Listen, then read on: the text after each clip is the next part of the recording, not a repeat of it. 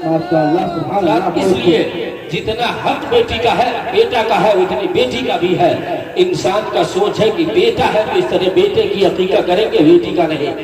آپ اس کا عقیقہ کرتے ہیں, اس کا بھی عقیقہ کرنا پڑے گا. آپ صرف بیٹوں میں نہیں بلکہ بیٹیوں کو بھی اچھی تعلیم دو, ورنہ کل قیامت کے دن آپ کا گرہبان پکڑ لے گی. تو نے صرف اپنے بیٹے کو عالم بنایا تھا, آج وہ تنہا نہیں, وہ اپنے حمایتی چاہنے والوں کو لے کر جنت میں جا رہا ہے. اے میرے ماں باپ, تو نے اپنی بیٹی کو بیٹی سمجھ کے ایک عالمہ بنائی ہوتی تو آج یہ ماں, آج بھی یہ بیٹی تنہا نہیں بلکہ بہووں کو لے کر, بہت سارے افرادوں کو لے کر جنت میں جاتی. اس کی کلائی پکڑ کے آپ سے حساب و کتاب مانگے گا تو آپ اس وقت کیا جواب دو گے؟ آپ کی کلائی بڑھوڑے گی تو آپ کیا جواب دو گے؟ حالانکہ اس دنیا کا ماحول ہے حضرات گرامی, میں بارہا کہا کرتا ہوں, اگر ماں کی طبیعت خراب ہوتی ہے تو بیٹا ایک دوسرے گھر میں ہوتا ہے اور بولتا ہے چھوڑو اس بوڑھا یوں ہی ٹراتا ہے. ماں یوں ہی بولتی رہتی ہے, ہر دن کی عادت ہوتی ہے. لیکن وہی ایک بیٹی کی دل سے پوچھو, جب ماں باپ کو کچھ ہوتا ہے تو بیٹی چاہے جہاں کہیں بھی ہو وہ فوری طور پہ اپنی ماں کی محبت پہ دوڑ کر آ جاتی ہے. اس لیے سب سے زیادہ اگر ماں باپ سے محبت کرنے والی ہے تو وہ بیٹی ہے. اس لیے بیٹی کی قدر و قیمت دو اور اس کے بعد اس کی اچھی تعلیم دو. انشاءاللہ تعالیٰ اس کا بھی حق ہے, آپ اس کی بھی حق مانگو. جب ایک دوسرے کے حق دیں گے تو سمجھ میں آئے گا. آپ اس دنیا کے اندر ہم اور آپ ہیں, اپنے اسلاف کی زندگی کو دیکھیں, اپنے بزرگوں کی زندگی کو دیکھیں, کیسے بیٹیوں کی تعلیم و تربیت کی ہے, کیسے بیٹوں کی تعلیم و تربیت کی ہے. ہم اپنے بچوں کو, ہم پڑھے نہیں ہیں تو پڑھے لکھے لوگوں کی زندگی کو دیکھیں. نبی پاک صلی اللہ علیہ وسلم کی پیاری پیاری زندگیوں کو آپ دیکھیں تو سمجھ میں آ جائے گا کہ ہماری بچی کو کیسی تعلیم ہونی چاہیے. آج تو اس دنیا میں لوگ, ہر ایک لوگ پیاسے ہیں, سب کس انسان کے اندر ہے, پھر بھی انسان کی ہوس اتنی ہے کہ اپنے آپ میں پڑا ہوا ہے, میرے پاس یہ چیزیں ہیں, میرے پاس وہ چیزیں ہیں. آپ کسی سے کم نہیں, ہم کسی سے کم نہیں, تو آپ کو, ہم کو کسی سے کم نہیں ہے کہ کسی کو کسی میں دم بھی نہیں ہے. حضرات گرامی, باتیں بہت ہوتی ہے لیکن مختصر جو باتیں ہوتی ہے عمل کی توفیق دے اللہ, اس پر عمل کرنے کی کوشش کریں. ہم اپنی سخاوت والی دل دکھائیں اور اپنی دل کو ہم سخاوت میں ڈالیں, اپنی زندگی کو ہم سخاوت میں ڈالیں. یقینی طور پر ہمارے بال بچے اور اپنے پڑوس میں بھی, گاؤں میں بھی میری عزت اور میری شان و شوکت ہو جائے گی. حضرات گرامی, یہ عادت آپ کسی میں نہیں. پہلے کے لوگ جو بزرگان دین تھے حضرات گرامی, ان کے اندر پائی جاتی تھی. بہت سارے لوگ تھے جو جن کے اندر دیت زندگی سمجھ میں آتی تھی. آج اس دور حاضرہ میں آپ دیکھ ہی رہے ہیں, ایک دوسرے پہ سب لوگ لگے ہوئے ہیں. ضروری یہ ہے کہ اس چیز کو تنہائی میں سمجھیں, اللہ نے مجھے انسان بنایا ہے اور ہمیں کرنا کیا چاہیے, ہم کر کیا رہے ہیں. حضرات گرامی, میں آخری بار سرکار غوث اعظم کی بستی سنانے جا رہا ہوں. ذرا بلند آواز سے بولیے سبحان اللہ. درود پاک پڑھیں, اللہم صلی علی سیدنا شفیعنا کریمنا محمد البائی صلی اللہ علیہ وسلم. السلام علیکم یا رسول اللہ صلی اللہ علیہ وسلم.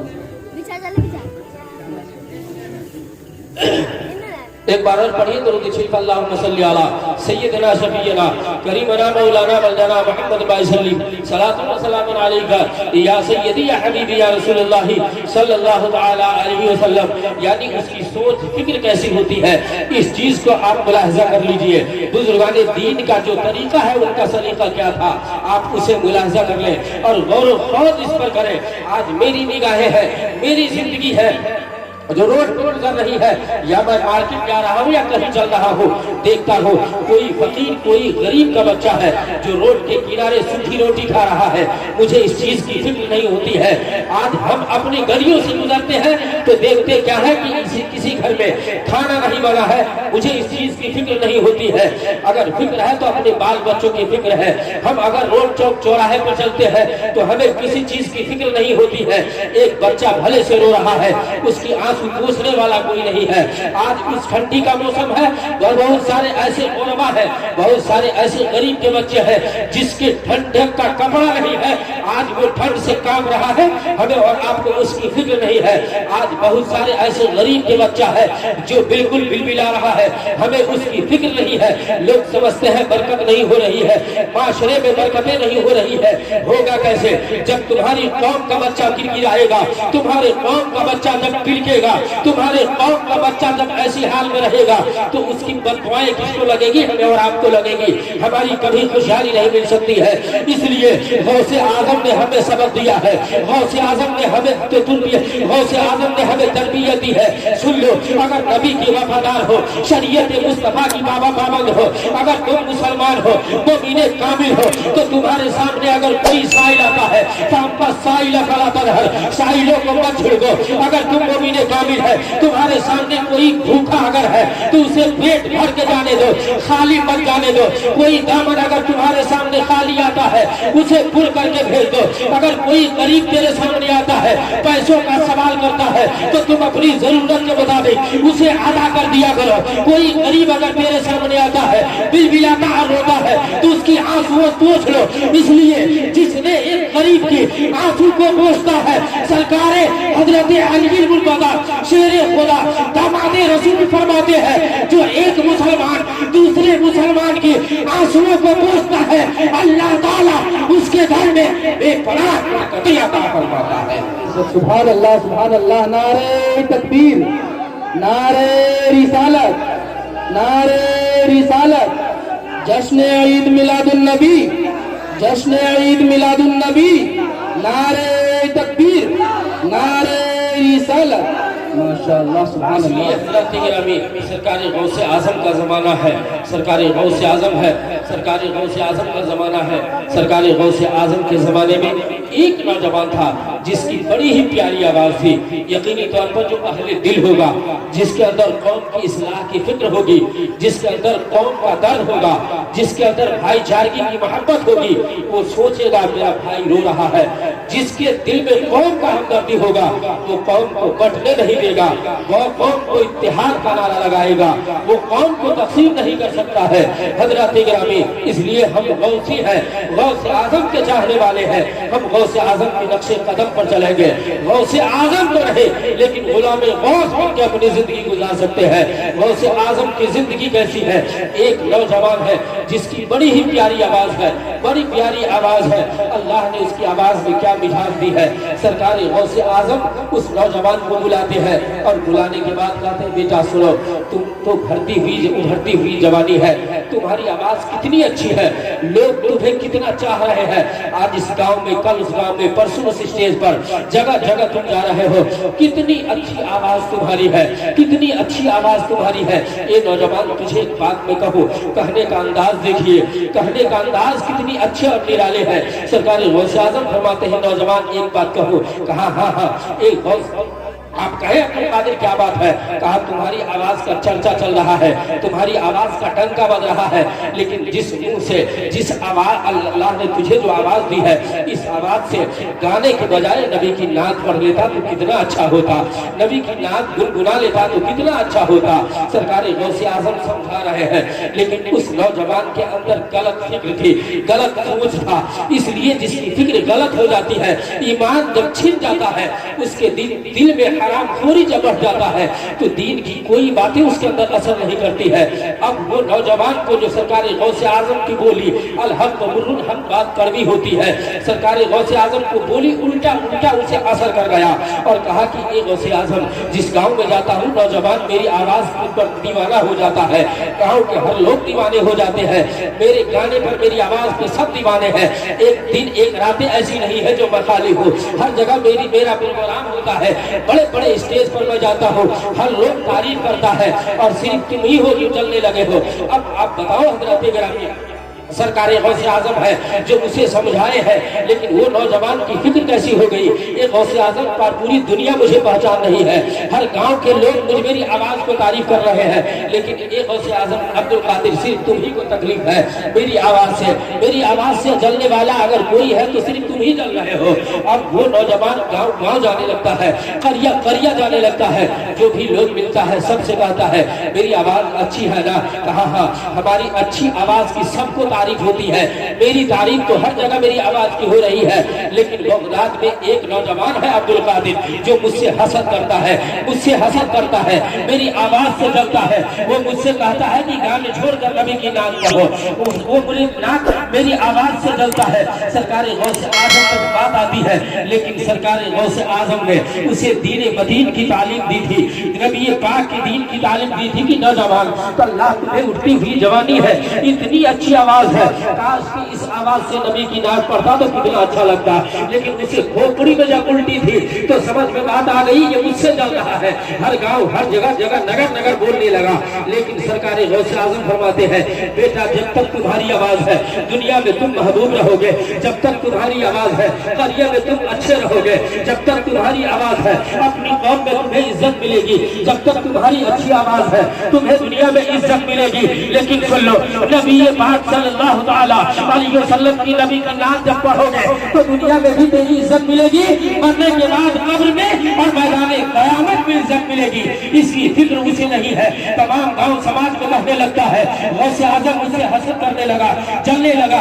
आखिरकार एक वक्त ऐसा आता है, उम्र ढलती है, ज़वाफ़त का सामना होता है, ज़ईफ़ हो जाता है, बूढ़ा हो जाता है, आवाज बैठ जाती है। अब जो 4 प्रोग्राम करता था 2 प्रोग्राम करने लगा, 1 प्रोग्राम करने लगा।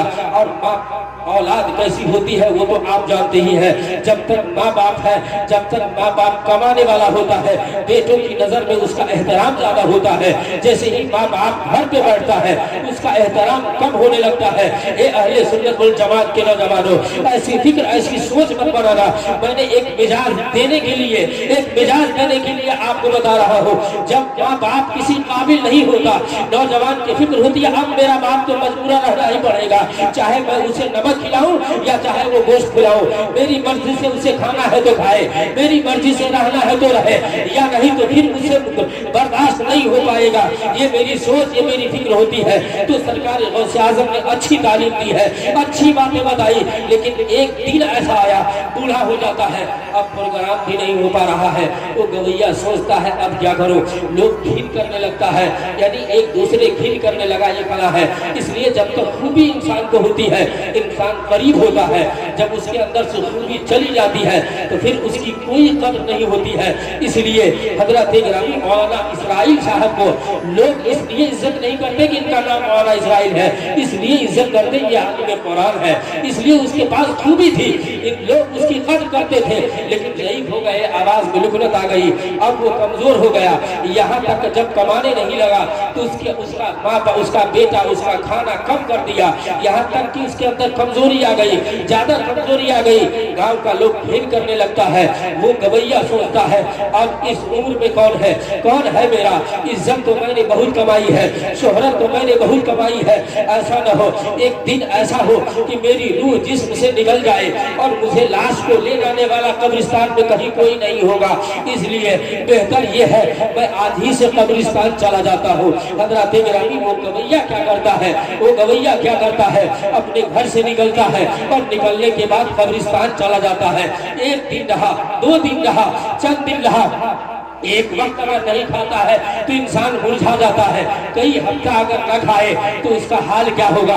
1 हफ्ता इस हाल में अगर इंसान कपड़ा अगर नहीं धोता है तो उसका मैल इतना रहता है लोग घिन करता है, और हम तो जो कपड़ा न धोए तो उसके अंदर मैल कितना होगा। हजरत गिरामी अब वही गवैया है जो कब्रिस्तान में जिंदगी गुजारने लगता है। अब कब्रिस्तान में इसलिए जिंदगी गुजारा, हो सकता है जब लोग मुझसे घिन करता है तो मरने के बाद कहीं मेरी लाश को कब्रिस्तान में न लाएगा और यूं ही कहीं फेंक देगा तो वो चील मेरी लाश को खा जाएंगे। इसलिए वो कब्रिस्तान में आ जाता है और कब्रिस्तान में आने के बाद एक दरख्त के सहारे रहने लगता है, जिंदगी गुजारने लगता है। एक दिन इत्तफाकन ऐसा होता है, सरकार गौसे आजम का उस रास्ते से गुजर हो जाता है, उस रास्ते से गुजर होता है। देखते क्या है, वो एक ज़ईफ इंसान है जो कब्रिस्तान में है। सरकार गौसे आजम करीब जाते हैं, जाने के बाद देखते हैं तो वही नौजवान है جس کی آواز رکھی تھی وہی نوجوان ہے جسے لوگ پیار کرتا تھا، وہی نوجوان ہے جسے دنیا یاد کرتی تھی۔ سرکار غوث اعظم نے جب اسے نصیحت کی تو اسے کڑوی لگا تھا۔ سرکار غوث اعظم سمجھ گئے کہ یہ وہی نوجوان ہے۔ سرکار غوث اعظم واپس آتے ہیں اور آنے کے بعد اپنے مدرسے میں آتے ہیں۔ آنے کے بعد طالب علموں کو بلایا اور بلانے کے بعد کہا کہ سن لو ادھر قریب آؤ۔ آنے کے بعد ایک تھیلی اشرفیہ لیتے ہیں، ایک تھیلی اشرفیہ لیتے ہیں اور لینے کے بعد اس طالب علم سے کہا کہ بیٹا قبرستان میں ایک بوڑھا آدمی ہے جو کافی میلا کچیلا ہے، نقاہت اس کے اندر ہے، کمزوری ہے، جائیے اشرفی کی تھیلی اسے دیا۔ حضرت گرامی ایسا پیر ہے جسے غربت پہ خیال ہے، ایسا پیر ہے جو سخی ابن سخی ہے۔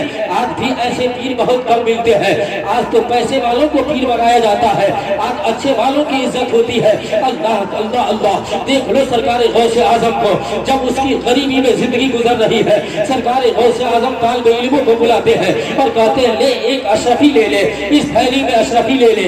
ایک غریب انسان ہے، ایک ناقاہدہ انسان، کمزور انسان ہے، قبرستان میں جا اسے اشرفی دیا۔ حضرت گرامی اتنا سننا تھا، وہ نوجوان اشرفی لیتا ہے اور لینے کے بعد قبرستان میں جاتا ہے۔ جانے کے بعد اس اشرفی کو اس بوڑھے شخص کو دیا اور کہا کہ اشرفی آپ لے لے۔ اس شخص نے کبھی اس طالب علم کو چہرے کو دیکھتا ہے، کبھی نیچے دیکھتا ہے، کبھی کپڑے ملبوسات کو دیکھتا ہے اور وہ حیران ہو جاتا ہے۔ کئی ہفتوں سے قبرستان میں رہ رہا ہوں، کسی کی سوچ کسی کی فکر نہیں ہے جو کس حال میں ہم ہے، لیکن آج اس کی کس کی کیسی یہ فکر ہو گئی ہے۔ یہ کون ایسا بندہ ہے، یہ کون ایسا بندہ ہے جو ہم غریب کے لیے اتنی اشرفیہ بھیجا ہے، اتنی اشرفیہ بھیجا ہے۔ یہ کون ہے؟ کاش کہیں ہو سکتا ہے یہ تو وہی نہیں ہے جسے دنیا غوث کہتی ہے، یہ کہیں وہی تو نہیں ہے کہ جسے دنیا سیدنا عبد القادر کہا کرتے ہیں۔ آخرکار اس ضعیف شخص نے اس اشرفی کو لینے سے پہلے کہا ایک طالب علم بیٹا آپ مجھے بتا دیں، چند ہفتہ مجھے ہو گیا ہے، آج تک میری حال زار کو پوچھنے والا کوئی نہیں تھا، آپ کون ہے اور یہ اشرفی دینے والا کون ہے؟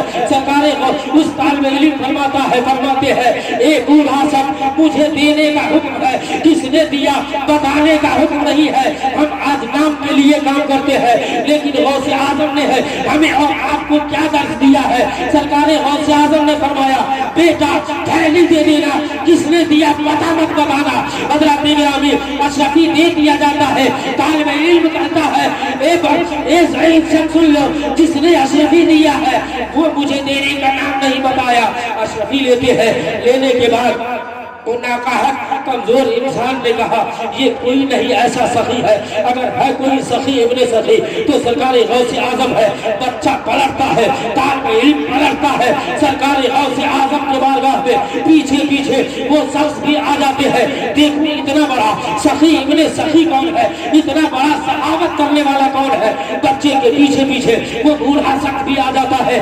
آنے کے بعد دیکھا تو سرکار غوث اعظم ہے۔ جیسے ہی سرکار غوث اعظم بچوں کو تعلیم دے رہے تھے، درس میں بیٹھے تھے، جیسے ہی دروازے پر اس بوڑھا شخص آتے ہیں، سرکار غوث اعظم درس سے اٹھ جاتے ہیں اور اس بوڑھے کا احترام کرتے ہیں۔ یہ بزرگان دین نے ہمیں سلیقہ دیا ہے، آج ہمیں کرسی ملتی ہے تو ہم سے بڑا بھی آتا اس کا احترام نہیں ہے۔ سرکار غوث اعظم آتے ہیں اور آنے کے بعد کہتے ہیں یہ تمہیں کیا بات ہے، کیا بات ہے، تم یہاں تک آ رہے ہو، کیا مجھ سے تکلیف ہوئی ہے، کیا مجھ سے کوئی دکھ ہوا ہے، یا میں نے کوئی ایسی بات کہی ہے؟ وہ آنے والا گویا بولتا ہے اے سرکار غوث اعظم آپ سے کوئی تکلیفیں نہیں ہے، آپ کی ذات سے کوئی تکلیفیں نہیں ہے، بلکہ میں بہت بڑا گنہگار ہوں، بہت بڑا سیاہکار ہوں، میں بہت بڑا پاپی ہوں۔ کیا میں اپنے گناہوں سے توبہ کر لوں تو کیا اللہ میری گناہوں کو معاف کر دے گا؟